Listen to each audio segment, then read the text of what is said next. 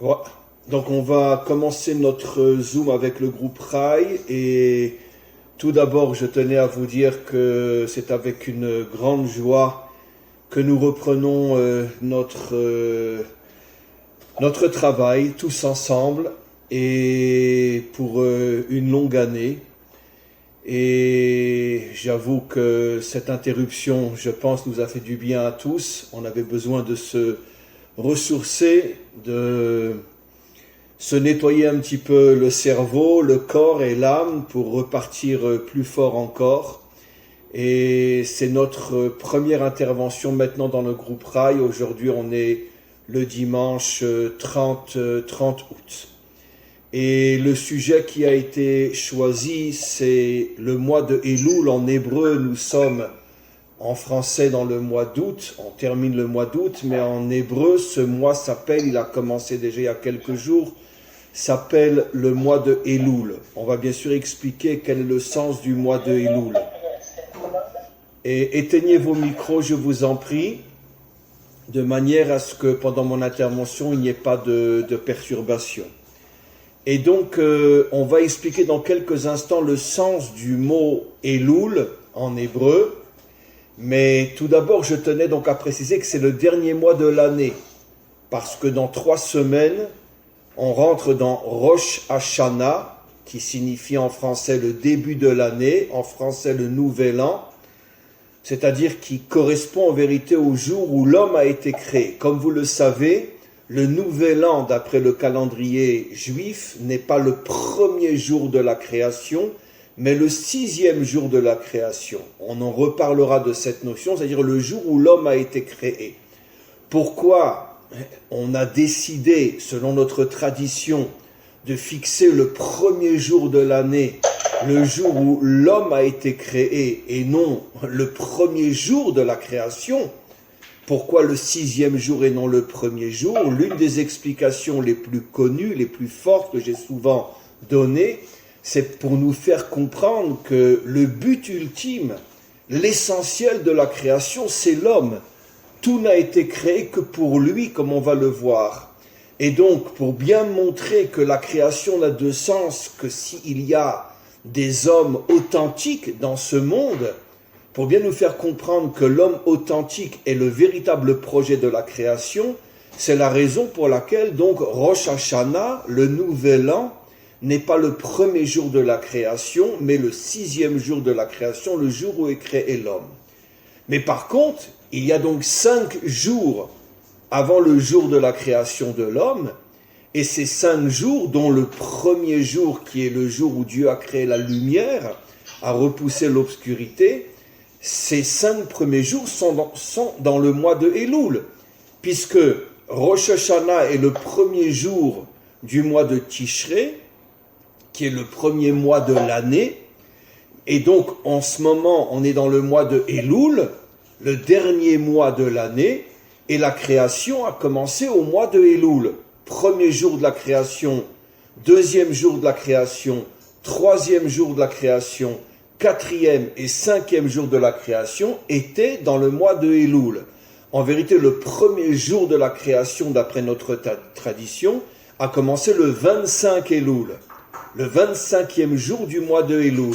Le deuxième jour de la création, le 26 du mois de Elul, et jusqu'à ce qu'on arrive au 6e jour de la création, qui correspond donc encore une fois à la création de l'homme, et dans notre tradition, Rosh Hashanah, le nouvel an, pour bien nous faire comprendre, je me répète, que l'essentiel de la création, c'est la création de l'homme. Donc, le mois de Elul, malgré tout, a, oui, une importance, puisque les 5 premiers jours de la création, c'est-à-dire finalement toute la création avant l'homme, a eu lieu au mois de Elul, fin du mois de Elul, le mois dans lequel nous sommes en ce moment. Maintenant, il faut savoir que dans notre tradition, on voit une autre importance aussi au mois de Elul, c'est que le mois de Elul est appelé le mois de la Teshuvah, le mois du retour, ou le mois de la réparation des fautes, la réparation des erreurs. C'est un mois où on se prépare finalement à la nouvelle année, et la meilleure manière de se préparer à la nouvelle année, c'est finalement de se nettoyer, de se purifier, de toutes les erreurs, de toutes les bêtises, de toutes les fautes qu'on a pu faire pendant toute l'année dans laquelle nous avons vécu jusqu'à Rosh Hashanah. Et donc le dernier mois de l'année est une forme de mois réparateur, de mois purificateur de toutes les bêtises, de toutes les erreurs que l'on a pu faire pendant toute l'année.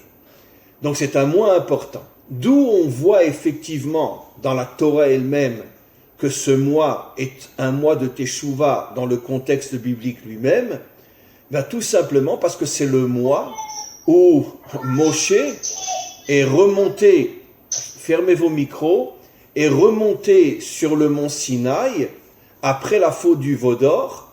La faute du veau d'or, comme on le sait, a eu lieu 40 jours après le don des premières tables. Moshe redescend avec les tables et il voit la faute du veau d'or, il casse les tables et il remonte au mois de Elul pour finalement demander à Hachem de pardonner à Israël la faute du veau d'or. Israël, bien sûr, a pris sur lui de faire une grande réparation, une grande teshuva après cette très grave erreur. Et finalement, tout le mois de Elul est un mois de prière, un mois de repentance, un mois de teshuva, un mois de réparation, jusqu'au moment où Moshe recevra, grâce à tout ce qui se passe pendant le mois de Elul, recevra les deuxièmes tables de la Torah. Donc on voit que même dans le contexte biblique, le mois de Elul, dans l'histoire donc du peuple juif qui sort d'Égypte, le don de la Torah, les premières tables, la faute du veau d'or, les deuxièmes tables, on voit que le mois de Elul est entièrement consacré finalement à la teshuva du peuple juif après la faute du veau d'or.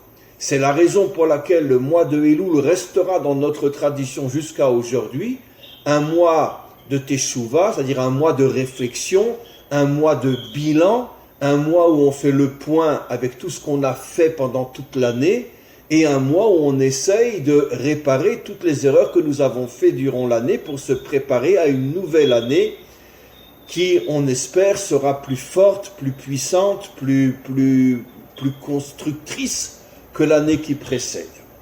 Donc ça c'est le sens du mois de Elul. Maintenant, je voudrais revenir à ce que j'ai suggéré tout à l'heure. Qu'est-ce qui se cache dans le mot Elul? Comme vous le savez, en hébreu, chaque mot possède lui-même le sens caché la définition cachée dans le mot lui-même. Par exemple, l'homme s'appelle Adam. Je pourrais parler pendant plusieurs millénaires sans exagérer tout ce qui se cache dans le mot Adam, la lettre Aleph, la lettre Dalet, la lettre Mem, la valeur numérique 45, à quoi ça correspond. Adam, c'est aussi les initiales de Avraham, David, Mashiach. Donc Avraham, le premier père d'Israël, David, le premier roi d'Israël, Mashiach, celui qui va amener la délivrance. Vous voyez que les trois lettres Adam, Aleph, Avraham, Dalet, David, Mem, Mashiach. Donc on pourrait parler pendant des heures et des heures et des heures sur le mot Adam, et de même tous les mots dans la Torah contiennent, mais des fois d'une manière extrêmement cachée, contiennent le sens du mot lui-même. Et donc dans le mot Elul, nos maîtres expliquent qu'il y a aussi le sens de ce qu'est véritablement la réparation, de ce qu'est la teshuva. Pourquoi? Parce que nos maîtres expliquent que le mot Elul sont les initiales, en hébreu les rachetevot, d'une phrase. Vous savez qu'il y a énormément de mots en hébreu qui sont construits à partir de ce qu'on appelle les rachetevot, c'est-à-dire les premières lettres de chaque mot dans une phrase. Comme ce que j'ai expliqué sur le mot Adam, c'est les trois premières lettres de Avraham, David, Mashiach. Et donc, dans le mot Elul, on a un Aleph, un Lamed, un Vav et un Lamed. Bon, pas tous et toutes comprenaient l'hébreu, donc je parle un petit peu en charabia, mais c'est pas grave, je vais vous expliquer. Il y a un verset dans Shir HaShirim, dans le Cantique des Cantiques, qui dit la chose suivante: Ani le dodi vedodi li. Je vais traduire d'après le sens: je vais vers Hachem et Hachem se dévoile à moi. c'est-à-dire Ani Ledodi, je vais vers mon bien-aimé Dodi, ça fait allusion à mon bien-aimé, ça fait allusion à Dieu, je vais vers mon Créateur, je vais vers Dieu, Vedodi li, et à ce moment-là, quand Dieu voit que je fais l'effort de venir vers lui, je suis celui qui fait le premier pas, je n'attends pas que lui se dévoile à moi, je n'attends pas que lui se révèle à moi, c'est moi qui prends sur moi d'aller à sa rencontre, automatiquement, Vedodili, à ce moment-là, il se manifeste à moi. Si on prend les premières lettres de ce verset, Ani, Ledodi, Vedodili, on obtient le mot Elul. Ça veut dire que le mot Elul est un mot qui ne veut rien dire en vérité, mais c'est un mot construit à partir des premières lettres du verset. Je vais vers mon Créateur et mon Créateur vient vers moi. C'est ça le sens du mot Elul. Et nos maîtres expliquent que dans cette phrase dont on a pris les premières lettres pour former le mot Elul, dans cette phrase, finalement est caché, comme je l'ai souvent expliqué, tout le secret de la Teshuvah. C'est quoi la Teshuvah? C'est quoi la réparation? Ce n'est pas attendre, même si j'ai une croyance énorme en Dieu, parce qu'évidemment, si je ne crois pas en Dieu, j'attends pas qu'il se dévoile à moi.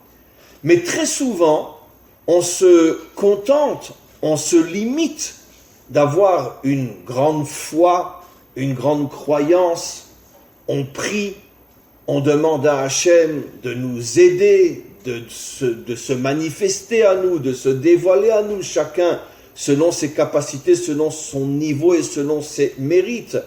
On attend quelque chose d'Hachem.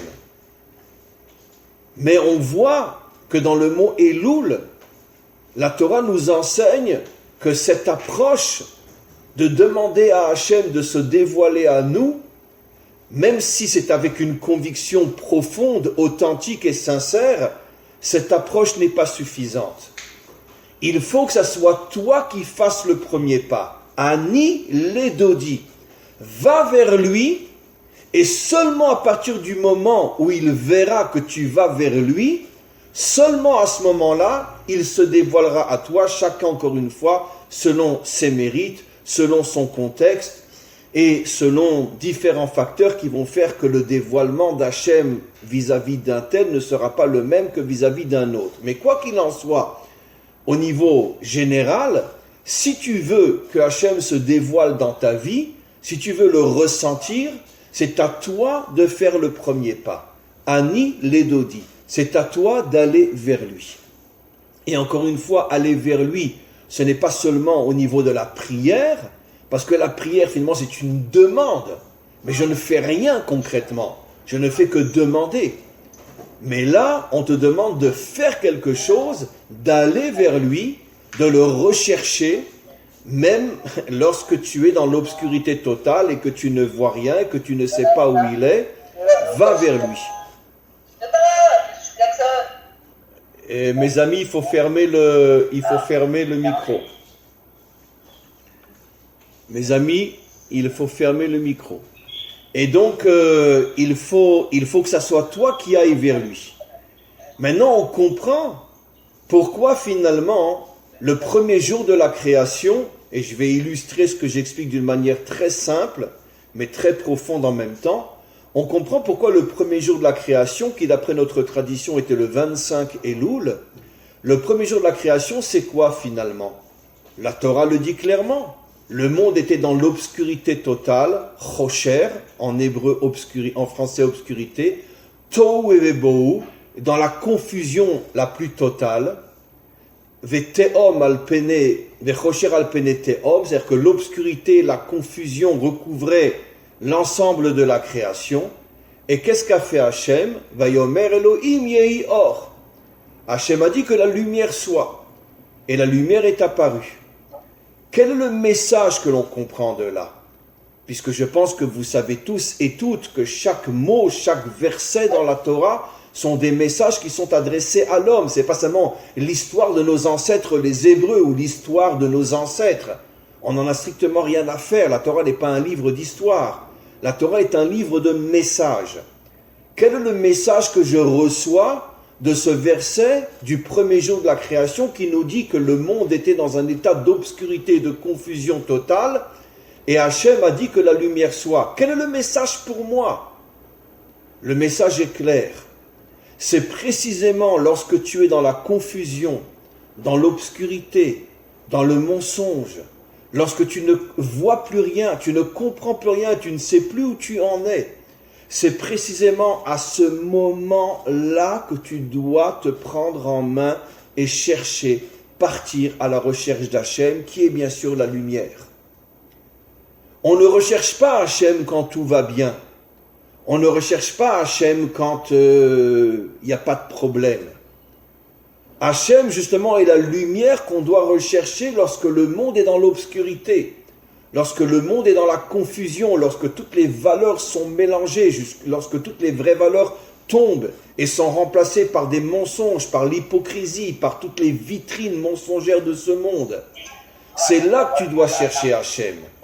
Hachem est la lumière qui vient repousser l'obscurité de ce monde. C'est ça le véritable sens de la recherche d'Hachem. Est-ce que vous avez idée qui c'est qui a son micro ouvert? Mes amis, bon, c'est difficile, mais c'est pas grave. Quoi qu'il en soit, dès le premier jour de la création, la Torah nous montre qu'est-ce que signifie aller vers Hachem. Aller vers Hachem, c'est pas comme malheureusement dans toutes les religions, comme je ne cesse de l'expliquer, mon sauveur, mon Dieu, mon maître, c'est pas ça aller vers Hachem. Aller vers Hachem, c'est qu'est-ce que tu fais pour chasser l'obscurité et la confusion, le mensonge, l'hypocrisie qu'il y a dans ce monde. La Torah nous dit encore une fois, je me répète, mais ce n'est pas grave. L'obscurité recouvrait le monde. Le tohu et le bohu, la confusion, le mensonge, l'hypocrisie recouvraient le monde. Et tout d'un coup, on a recherché la lumière. Et la lumière est apparue. Ce qui veut dire que chercher Dieu, c'est pas uniquement, on pourrait dire, une recherche spirituelle, une recherche religieuse. Comme je ne cesse de l'expliquer, et un jour le monde entier comprendra à quel point ces explications sont les seules vraies et authentiques de ce que c'est la véritable définition d'une spiritualité authentique.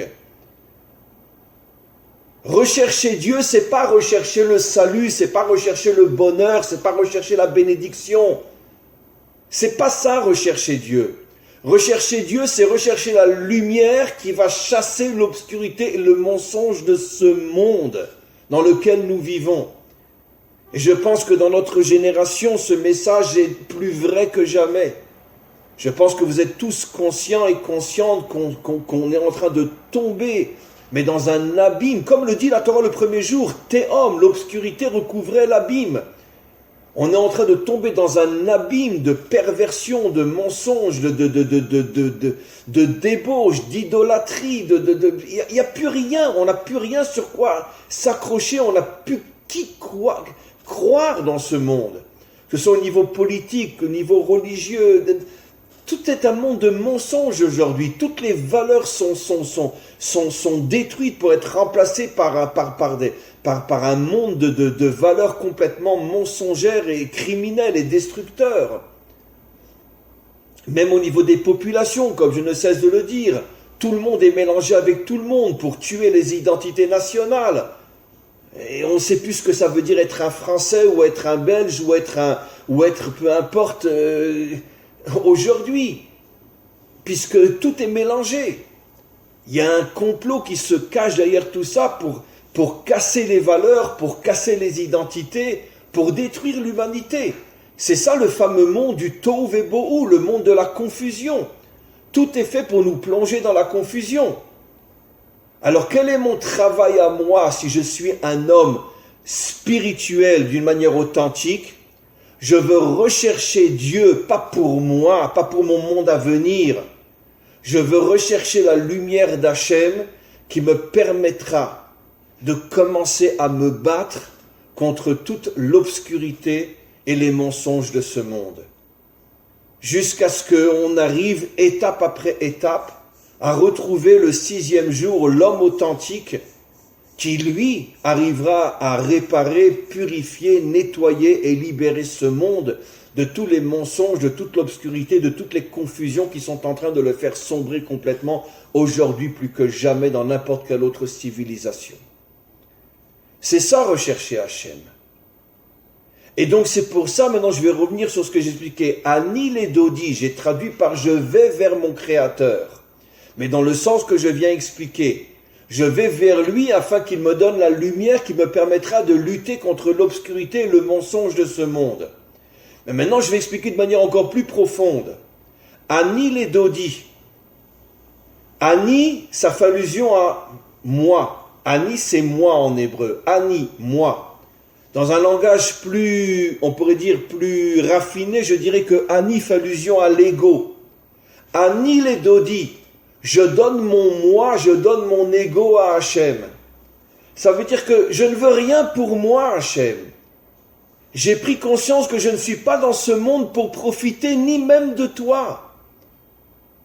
C'est pour ça que je dis toujours, et je le répète, et je sais, je ne cesse de me répéter, mais ce sont des messages qui sont tellement forts que même si je les répéterai 1 milliard de fois, moi, en tous les cas, je ne m'en lasserai jamais. L'un des plus grands mensonges de toute l'histoire humaine, c'est ce que j'appelle moi la religion. Parce que c'est quoi la religion? C'est qu'on veut le bon Dieu pour soi. Sauve-moi, guéris-moi, aide-moi, bénis-moi.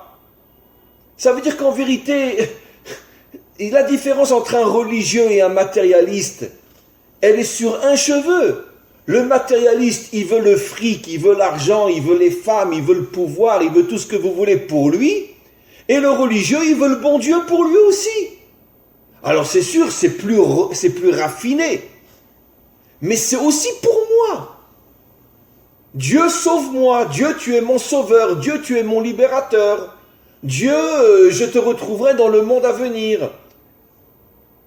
Un des grands maîtres d'Israël qui s'appelait Rabbi Nachman de Breslev a dit un jour qu'il n'y a aucune différence entre celui qui court après l'argent et celui qui court après Dieu.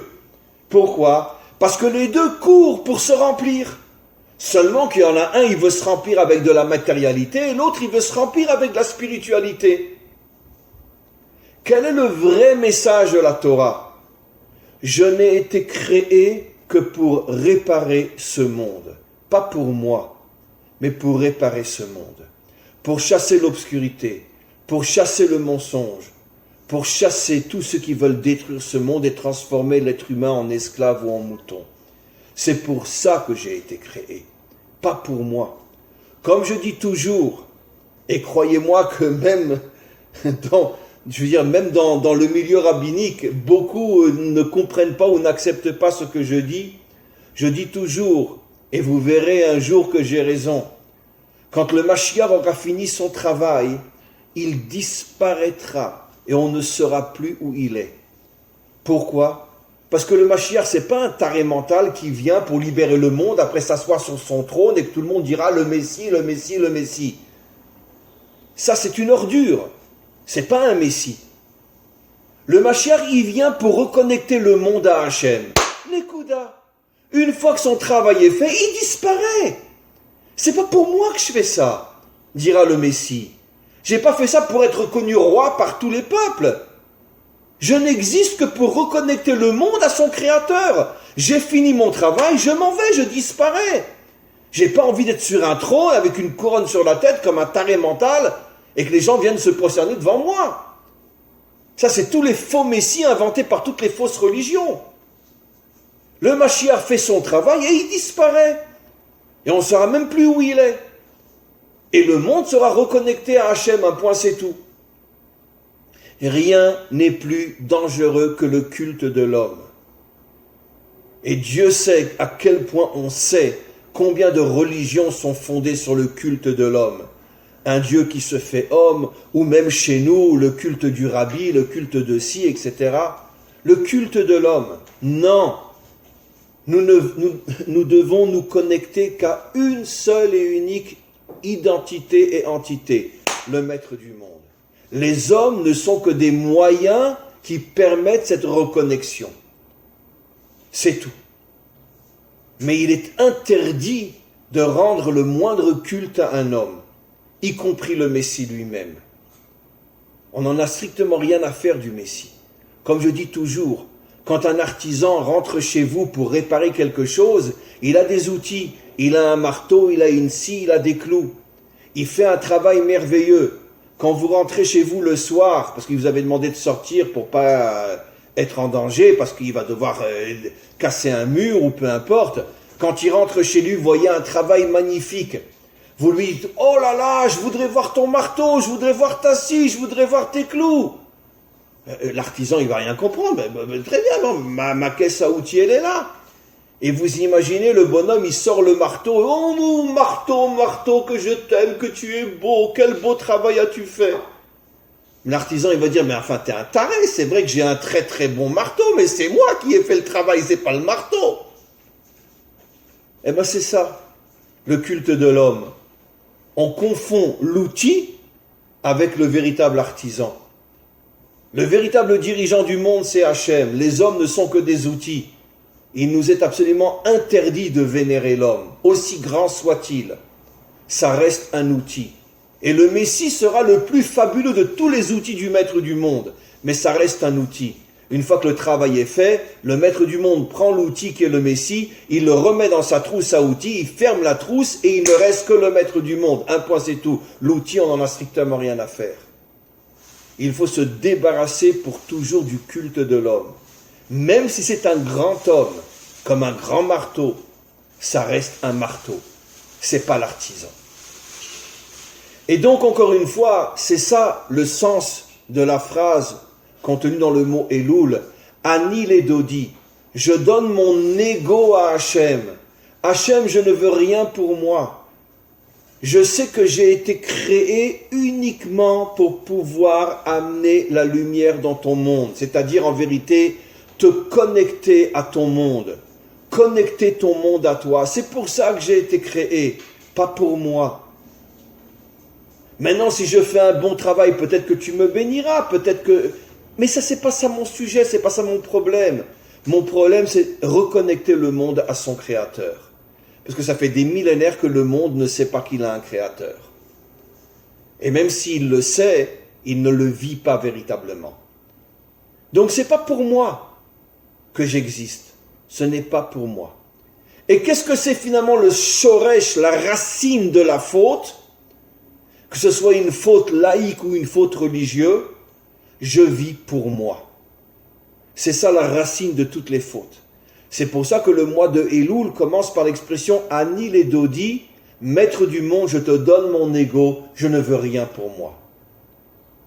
Je terminerai juste en rapportant un enseignement de nos maîtres qui nous disent que, à l'époque du Talmud, il y avait un grand maître qui s'appelait Rabbi Hanina ben Dossa. Et c'est un homme extrêmement pauvre. Il avait de quoi manger d'une semaine à une autre, nos maîtres disent, une poignée de caroubes. Caroubes, ça se dit aussi en français, des caroubes, des caroubes. Il était très pauvre, il se contentait, il avait une poignée de caroubes qu'il mangeait d'un dimanche à un autre. Et nos maîtres disent, c'était un homme qui était tellement grand, que toute l'humanité était nourrie par son mérite. En hébreu, Kol haolam kulo nizon besrut Hanina beni, je traduis, le monde entier est nourri par le mérite de Hanina, mon fils, et la phrase continue, mais lui-même, Vechanina beni, enno ela kaf karuv mi Shabbat le Shabbat.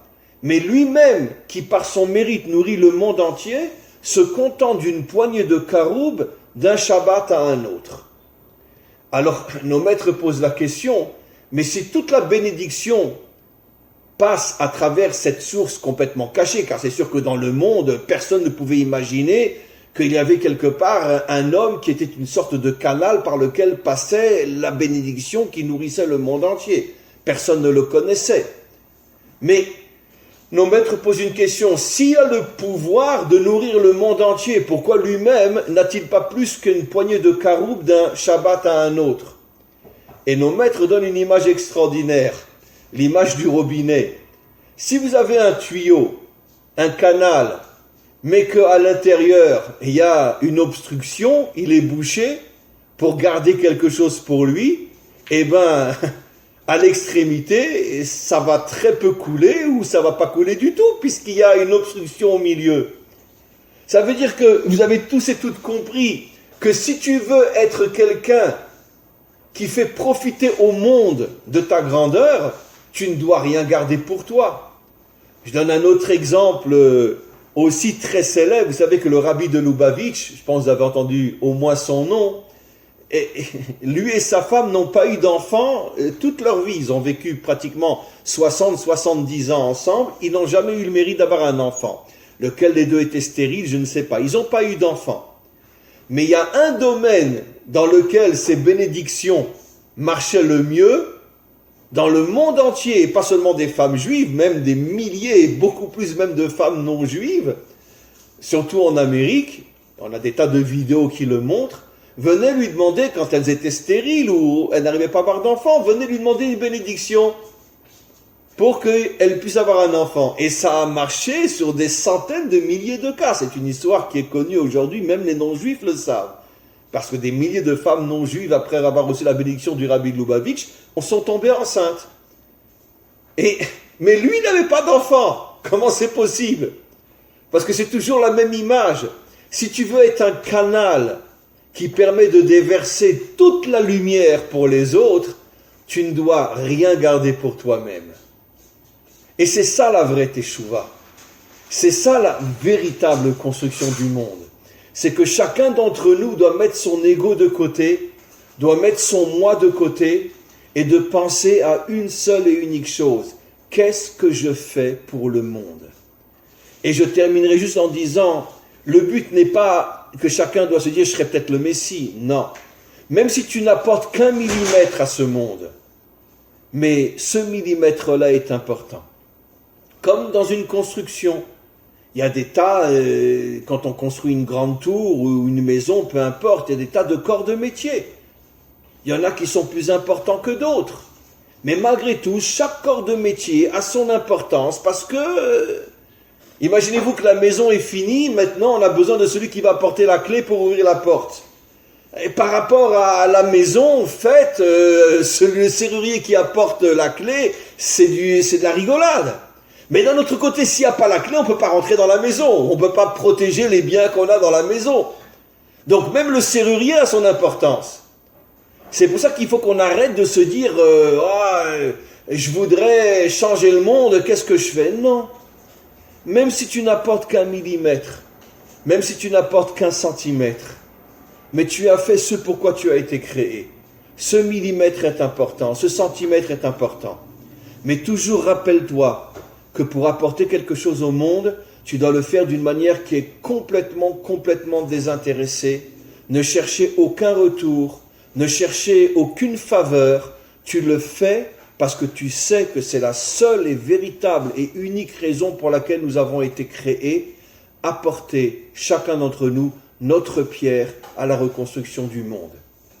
Et maintenant je termine le verset, et quand Hachem voit que quelqu'un agit d'une manière qui est complètement désintéressée, alors le verset termine en disant « Vedodili », Hachem se dévoile à cet homme qui agit d'une manière qui est complètement désintéressée, Hachem se dévoile à lui et il bénéficie à ce moment-là d'une lumière inimaginable qui lui permet bien sûr de pouvoir s'élever, de pouvoir se construire lui-même d'une manière qui dépasse l'entendement. Voilà mes amis, on va passer à vos questions. Alors chaque personne qui veut poser une question, bien sûr,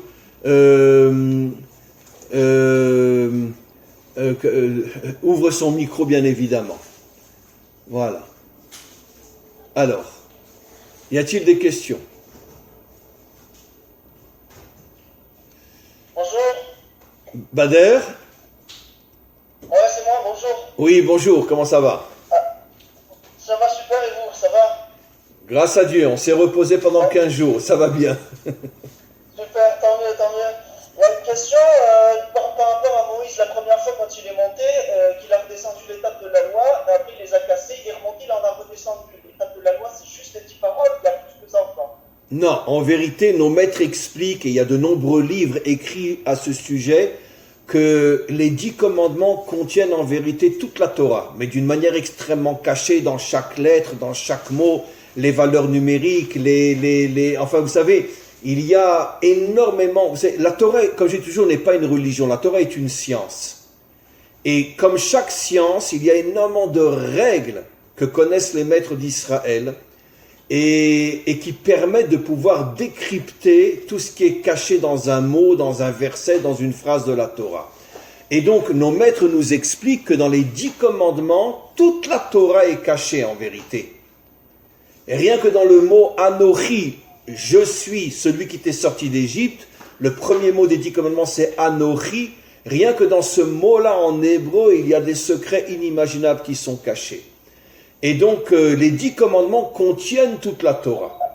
Maintenant, malheureusement, 99% de l'humanité, y compris chez nous les Juifs, ceux qui n'ont pas accès au décodage, s'imaginent que les 10 commandements, c'est uniquement ce qu'on lit, ce qu'on traduit et ce qu'on voit. Et on ne se rend même pas compte de tout ce qui est caché derrière les 10 commandements. Voilà. Est-ce que quand il est remonté, qu'il a présenté au peuple les deuxièmes tables, c'était les mêmes paroles Non, il y a, vous pouvez le voir vous-même dans la Torah, il y a malgré tout, de légères différences qui elles-mêmes cachent des secrets inimaginables, mais il y a de légères différences entre les premières tables et les deuxièmes tables, et dans certains commandements, il y a certains mots qui changent. Globalement, le sens général des 10 commandements dans les premières et deuxièmes tables sont les mêmes. Mais l'expression, la manière de le dire n'est pas toujours la même. Il y a des différences entre les deuxièmes tables et les premières tables. La raison, entre autres, c'est parce que les premières tables étaient à un niveau beaucoup, beaucoup plus haut que les deuxièmes tables.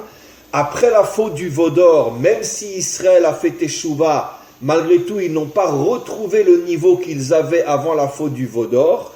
Et c'est la raison pour laquelle ils n'ont pas mérité de recevoir exactement les premières tables telles qu'elles avaient été données. On a reçu les principes de la première table, mais l'expression était différente pour nous faire comprendre que malgré tout, ce n'est pas le même niveau que les premières tables. Okay. Voilà. Y a-t-il une autre question ? Et il faut que vous me rappelez qu'il faut absolument que je lise aussi les questions qu'on m'écrit. Il y en a certains qui écrivent des questions et souvent j'ai oublié de les lire, mais cette semaine je voudrais les lire aussi. Alors, est-ce qu'il y a d'autres questions, mes amis ?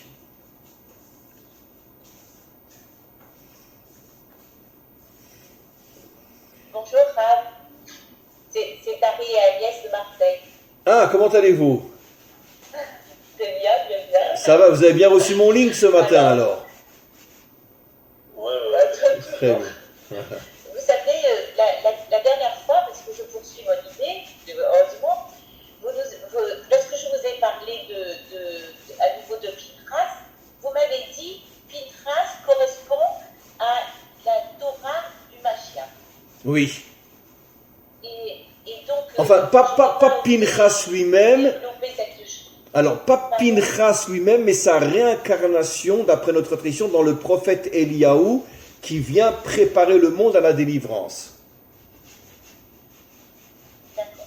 Vous savez on dit dans notre tradition que Eliaou, le prophète, reviendra juste avant le Mashiach pour préparer le monde à la délivrance. Alors, je ne dis pas qu'il faut le prendre à la lettre dans le sens que vraiment le personnage de Eliaou va revenir, mais je préfère expliquer de manière plus générale que juste avant le dévoilement du Mashiach, il y aura, si vous voulez, de plus en plus de personnes dans le monde dont les enseignements auront pour but de changer la mentalité des gens, de changer la vision religieuse des gens et de préparer le monde au véritable dévoilement de la spiritualité authentique et du pourquoi nous avons été créés. C'est ça la période que l'on appelle la période Eliaou. Voilà. Maintenant, pourquoi c'est lié à Pinchas ? Parce que justement Pinchas, comme vous le savez, était quelqu'un qui a risqué sa vie pour sauver le peuple juif, parce qu'au moment où Zimri, le chef de la tribu de Shimon, a pris cette fille de Midian et en public a eu des relations avec elle, il a mis en danger tout le peuple juif. À ce moment-là, Hachem avait vraiment l'intention de faire une hécatombe à l'intérieur du peuple juif, selon le langage biblique. Et Pinchas, en réagissant, alors qu'il était sûr qu'il allait se faire massacrer par tous les gardes du corps et toute la tribu de Shimon qui protégeait leur chef, il était sûr qu'il partait à la mort. Donc il est parti pour se sacrifier, pour sauver le peuple juif. Et finalement, il a été sauvé, il a eu des miracles qui ont fait qu'ils n'ont pas pu le tuer. Mais ça, ils ne pouvaient pas le savoir à l'avance, ça c'est l'intervention d'Hachem. Mais c'est justement ce qu'on explique. Anil et Dodi, il a mis son ego, il a mis son moi de côté, il était prêt à mourir pour sauver le peuple juif. Et Hachem s'est dévoilé à lui, Vedodili, et l'a sauvé. Et de là, on comprend que comment le monde va se préparer à la délivrance, c'est ça justement le modèle de Pinchas. Lorsqu'il y aura de plus en plus d'hommes et de femmes sur terre, juifs et non juifs, qui seront capables justement de se mettre en avant dans le but d'apporter leurs cailloux, si ce n'est leurs pierres, à la reconstruction du monde, tout en sachant que c'est pas facile, qu'on se marginalise, on se met peut-être parfois en danger parce qu'on va contre le système, parce qu'on ose remettre le système en question et on préfère être comme tout le monde, un mouton qui fait baie, on avance dans le troupeau et comme ça au moins tout le monde nous fout la paix. Non! Dès que tu acceptes de sortir du système, de remettre justement le mensonge en cause, en sachant que tu te mets en danger et que tu prends des risques, mais tu le fais pour, excusez-moi l'expression, pour le salut du monde, à ce moment-là, tu rentres justement dans le modèle Pinchas, dans le modèle Eliaou, et tu fais partie des soldats qui préparent justement la venue du Mashiach.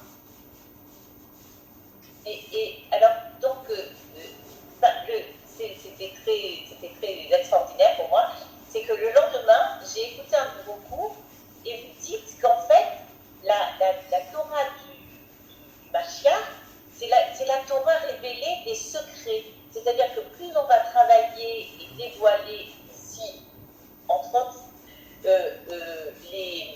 décortiquer les mots comme vous venez de le faire, des écrits, c'est là où est-ce que j'ai bien compris, est-ce que ça représente bien le côté de la nouvelle, de la venue du Mashiach, oui, de cette Torah révélée. Mais parce que c'est tout le problème de fond de toute l'histoire humaine, l'extériorité et l'intériorité.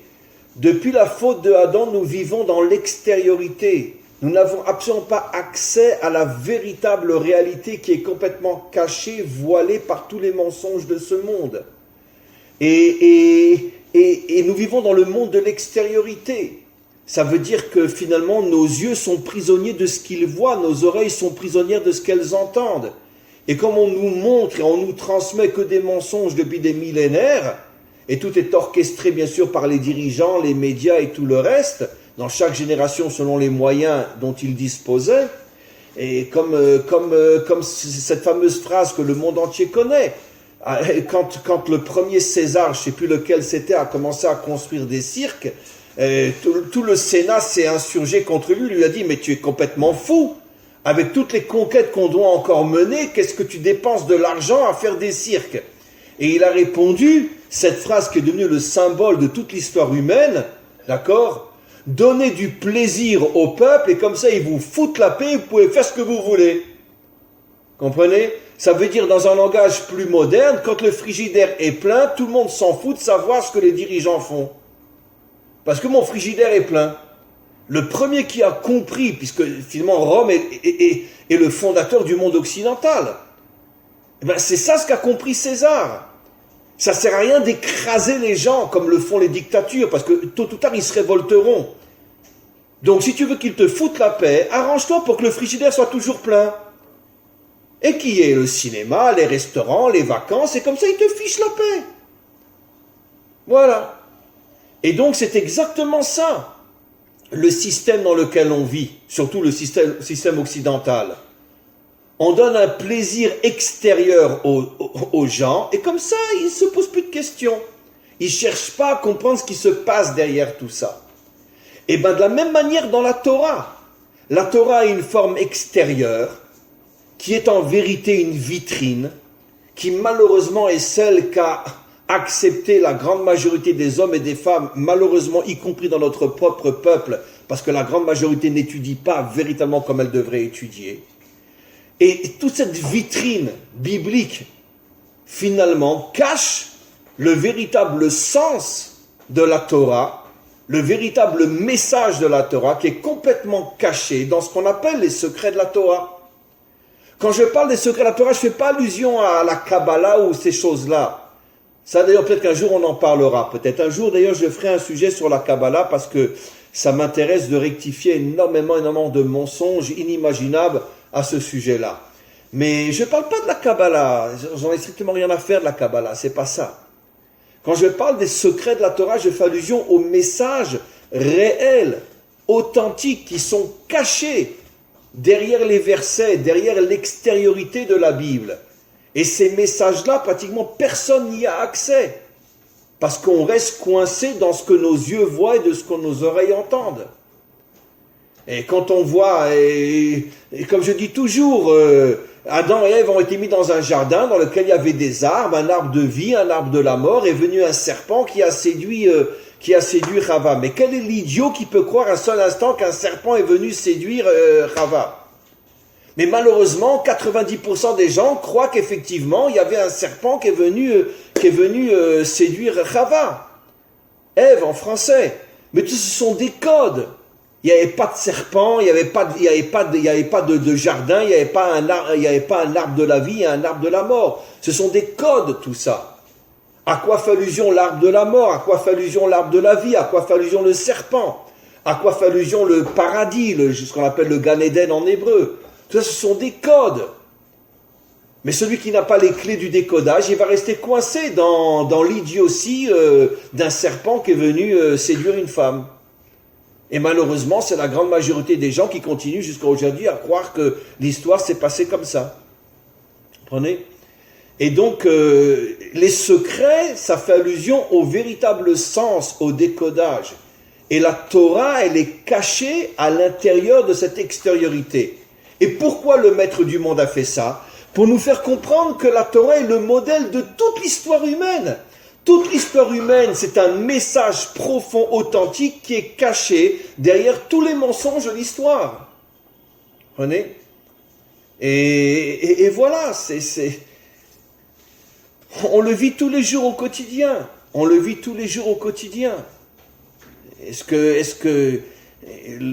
Je pense qu'à nos âges, lequel d'entre nous croit encore ce qu'il lit dans les journaux? Et je pense qu'il serait temps de faire teshuva et de savoir que sur 10 mots dans un journal, il y a 100 mensonges. Parce que tout est orchestré par le pouvoir, par ci, par ça, voilà ce qu'il faut dire, voilà ce qu'il ne faut pas dire, etc. Ce ne sont que des mensonges. Et s'il y a un journaliste qui ose dire la vérité, il risque gros. On connaît tous l'histoire de Coluche. Le premier qui a commencé à avoir le courage d'aller contre le système, il s'est fait écraser par un camion. Vous comprenez? Et donc, vous savez bien qu'en Russie, toutes les semaines, il y a un journaliste qui passe par la fenêtre. Donc, pas toutes les semaines, mais presque. Ça veut dire que si tu vas contre le système, t'es fichu. Et c'est pour ça que tout le monde préfère être comme un mouton qui baisse la tête et qui dit amen à tout ce qu'il entend et tout ce qu'il voit. Et comme ça, on sert les intérêts des dirigeants qui maintiennent le monde dans la destruction et le mensonge depuis des millénaires. Dit d'une autre manière, être un vrai croyant, c'est être un soldat. C'est être un combattant. Mais pas un combattant dans le sens djihad, qu'à Dieu ne plaise. Dans le sens de tuer les infidèles, qu'à Dieu ne plaise. Mais se battre contre le mensonge. Se battre contre ceux qui finalement nous maintiennent en otage. C'est pas une guerre religieuse qu'à Dieu ne plaise. C'est pas de ça. C'est le summum du mensonge. Les guerres religieuses, l'inquisition, le djihad, etc. C'est pas de ça que je parle. Un vrai croyant est celui qui part se battre contre le système. C'est ça un vrai croyant. Et des croyants comme ça, je ne sais pas s'il y en a 5 dans ce monde. S'il y en a 3 dans ce monde. Il n'y a pas de croyants dans ce monde. Il n'y a que des religieux ou des laïcs, mais pas de vrais croyants. Et ça, le grand problème. Comment? À bientôt. À bientôt, merci. Bezrat Hashem. Voilà, avec votre permission, je vais lire quelques questions et on va s'arrêter. Alors, bon, il y a une excellent rave, le marteau idolâtre. Oui, le marteau est idolâtre. Et nous devenons marteau, absolument. Ah, c'était très bien dit, nous devenons marteau. Is Daniel. Alors, soyons des robinets ouverts. Qui c'est qui a du pont à tout le monde? Soyons des robinets ouverts. Soyons des robinets ouverts. L'outil désintéressé, offrant aux autres les bénédictions divines, même au goutte à goutte, avec modestie et humilité. Voilà, c'est le résumé vraiment parfait de tout le cours. C'est ce que l'on doit être. Liliane, vous dites d'apporter la pierre, a repris par la franc-maçonnerie qui parle d'édifice. Je suis pas un franc-maçon, Liliane, hein. mais oui. Vous savez, je vous répondrai d'une manière qui est très simple. Nos maîtres nous donnent un enseignement qui est fabuleux.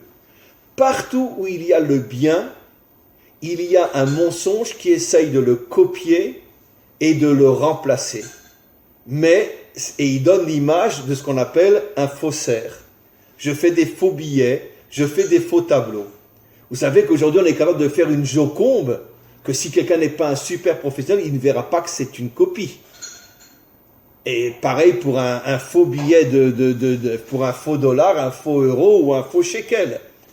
Mais ça reste quelque chose de faux. Et bien, c'est exactement ça. La franc-maçonnerie, c'est, on pourrait dire, cette volonté de reprendre dans le mensonge l'idée de la construction du monde, mais dans le mensonge. Je tiens malgré tout à préciser, je ne mets pas tous les francs-maçons dans le même sac, parce que je connais très bien le sujet. Il y a dans la franc-maçonnerie deux entités très différentes. Il y a la franc-maçonnerie politique, il y a la franc-maçonnerie plus sociale et plus morale. Et d'ailleurs, les uns et les autres ne s'aiment pas trop. La franc-maçonnerie qui est extrêmement dangereuse, c'est la franc-maçonnerie politique. Pratiquement tous les dirigeants du monde sont francs-maçons. C'est connu, c'est clair, même s'ils ne le disent pas, on le sait. Tout le monde politique est entre les mains de la franc-maçonnerie politique, mais il y a une autre franc-maçonnerie qui, elle, est beaucoup plus, on pourrait dire, beaucoup plus juste, parce qu'ils ont véritablement des idées réelles de changer le monde sur le plan moral, etc. C'est ce que moi j'appelle la franc-maçonnerie sociale, et qui n'ont pas du tout des envies politiques de dominer le monde comme la première franc-maçonnerie. Vous savez, quelle est la dirigeante en chef de la franc-maçonnerie politique? Vous le savez? Quelqu'un le sait? La reine d'Angleterre. La reine d'Angleterre, oui, la vieille reine d'Angleterre est la chef de la franc-maçonnerie politique. Vérifiez, chaque chose que je vous dis est vraie. Bon, vous me demanderez d'où je le sais. Ben, je le sais parce que j'ai beaucoup d'amis qui sont francs-maçons. Alors, c'est eux-mêmes qui me l'ont raconté. Et donc, qui ne sont pas francs-maçons politiques, attention, mais des francs-maçons simples qui veulent apporter plus de morale dans ce monde. Et donc, encore une fois, ben c'est comme dans toutes les religions. Il y a la religion politique et il y a la religion réelle. Vous savez, je vous raconterai cette histoire. Je pense que la plupart d'entre vous savez que, bon, maintenant il est très très vieux le pauvre, il ne peut plus venir en Israël, mais pendant quelques années, j'étais en relation avec le chef prieur de la basilique Saint-Pierre, Don Alberto, qui est rentré à l'âge de 17 ans au Vatican. Et moi, je l'ai connu quand il avait à peu près 80 ans. Maintenant, aujourd'hui, il a 87, il ne peut plus venir en Israël, il est trop fatigué. Mais pendant 5 ans, il venait en Israël, on se voyait pendant tout un mois. Et bon, il a découvert mes cours et ça l'a beaucoup bouleversé, chamboulé. Il a voulu me connaître et voilà. Et donc, bon, je ne veux pas parler de lui, mais enfin, bon, il a complètement changé sa vision du monde, etc. Et c'était le chef prieur de la basilique Saint-Pierre. Et Et bon, je pourrais vous raconter des histoires, mais j'ai pas trop envie de me vanter maintenant, mais quoi qu'il en soit, peu importe. Et on a eu un contact très très très fort.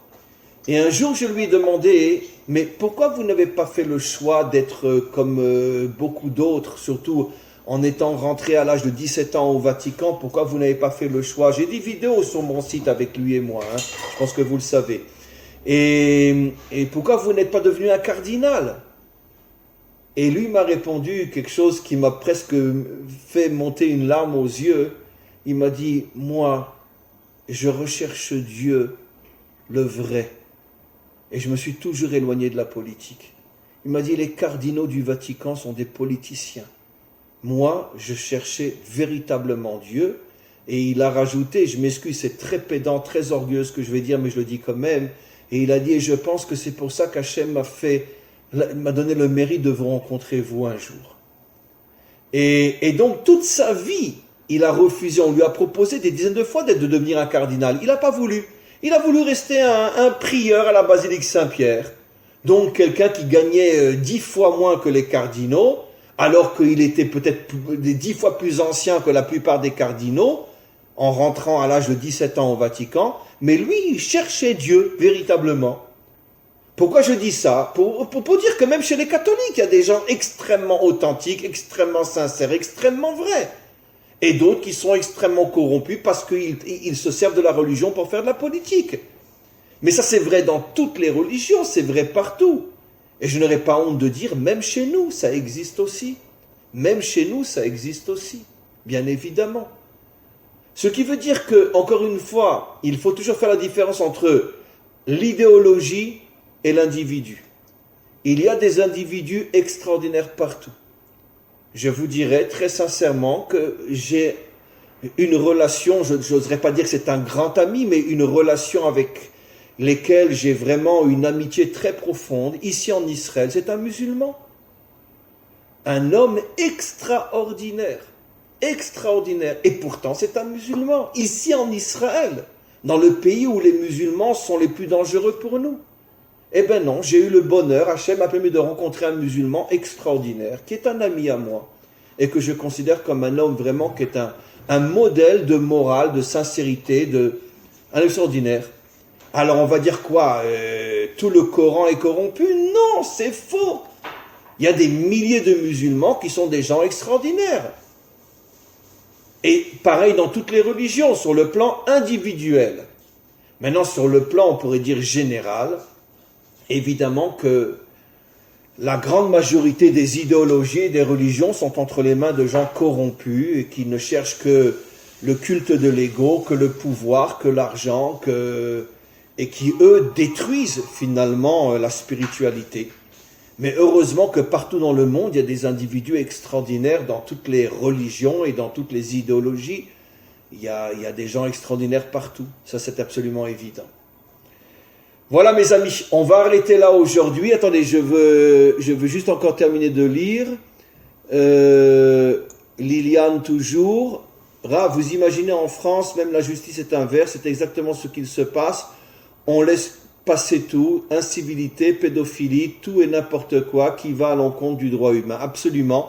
La prochaine étape que nous allons connaître encore partout dans le monde occidental, c'est la liberté totale au niveau de la pédophilie. Nous allons le voir encore. Pour l'instant, c'est encore, on pourrait dire, ils font encore quelques essais, etc. Je pense que d'ici 5 ans maximum, la pédophilie est légale, autorisée dans tout le monde occidental. Absolument. Ça veut dire qu'un homme de 50 ans aura le droit de coucher avec une fille de 6-7 ans si, entre parenthèses, elle a accepté, comme si une fille de 7 ans peut accepter. Mais ça sera reconnu par la loi. Et on va le connaître encore. Voilà. Voilà, on a terminé. Mes amis, merci pour cette bonne reprise.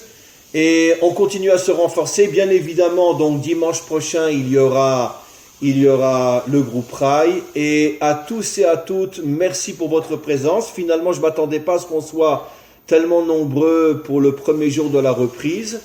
Et voilà, donc à tous et à toutes, une très très bonne journée. Et les cours reprennent bien sûr cette semaine normalement. Je vous souhaite à tous et à toutes tout le meilleur et on se retrouve dans le groupe Rail la semaine prochaine. À très très très bientôt. Merci Rav. Merci à vous tous et à vous toutes.